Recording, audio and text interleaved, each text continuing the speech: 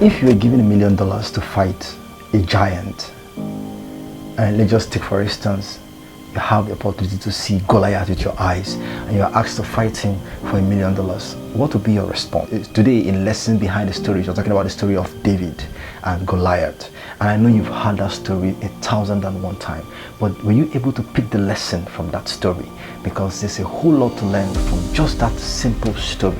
The Bible says that David came to give his brothers food and came coincidentally in contact with a giant who was so tall, and not just that he was tall, he had been fighting war from the days of his youth. Now, the natural response for everybody would be to run away. I mean, I would run away. I know you would run away too, because everybody at that time was running. I mean, the brothers who were warriors, Saul was a king, and the Bible says he was the tallest man in Israel and he was a strong man, ran.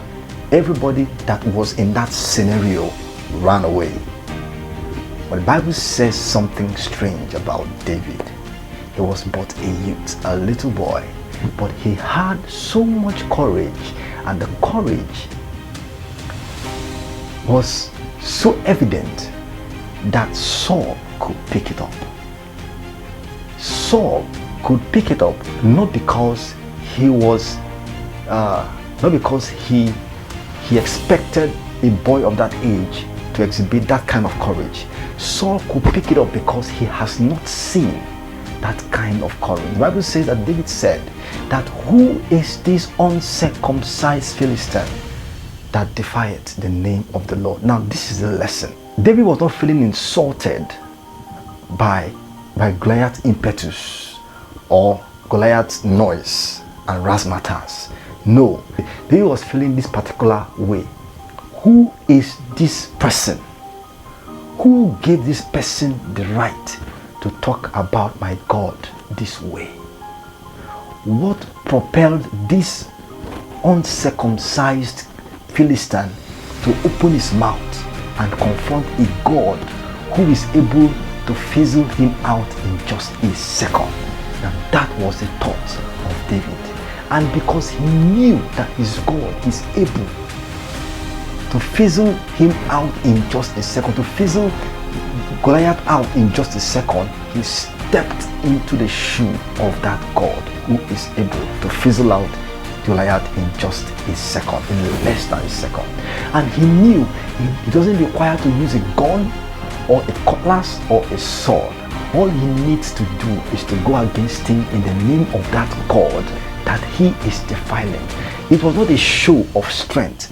It wasn't a show of skill. It wasn't a show of intellect. It was actually a show of who his God is. The Bible said that those that know their God, they shall be strong and they shall do exploit. That was an opportunity for David to do exploit in the name of his God.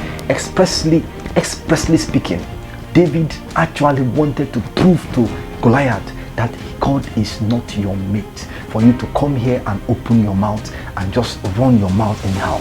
Now, what's the lesson in this story? I didn't tell you the entire story on how David went to the battlefield, pick a stone and put on the sling, just a stone, and then swing the stone, and the stone hit Goliath on the forehead, and the Bible says that Goliath fell down and died. And imagine a giant who has fought a lot of wars dying because a stone hits him on the forehead. That's to tell you it was not a show of strength, it was a show of whose God is more powerful. Now, this is the lesson you derive in this. You understand that there is a God that you serve, and there is a God that you call upon on a daily basis. How powerful is that God, and how much do you know your God to enable you to exploit? Because in most cases that is always a problem. We don't dare because we don't know the God behind us. We don't know the God that has gone ahead of us. We don't know how powerful our God is, so we do not dare. We are too afraid. We are too comfortable where we are, so we cannot step out. Even when we see a particular challenge defying God and insulting our God right in front of us, we cannot stand and say, this trouble, you cannot insult my God in front of me, because my God is higher than you. We are so terrified, so we stay back. We do not make any move. We do not take any step. We do not react to that problem because we think our God is not able.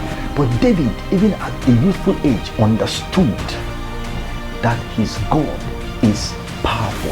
And that was why the Bible says, those that know their God, they shall be strong and they shall do exploit.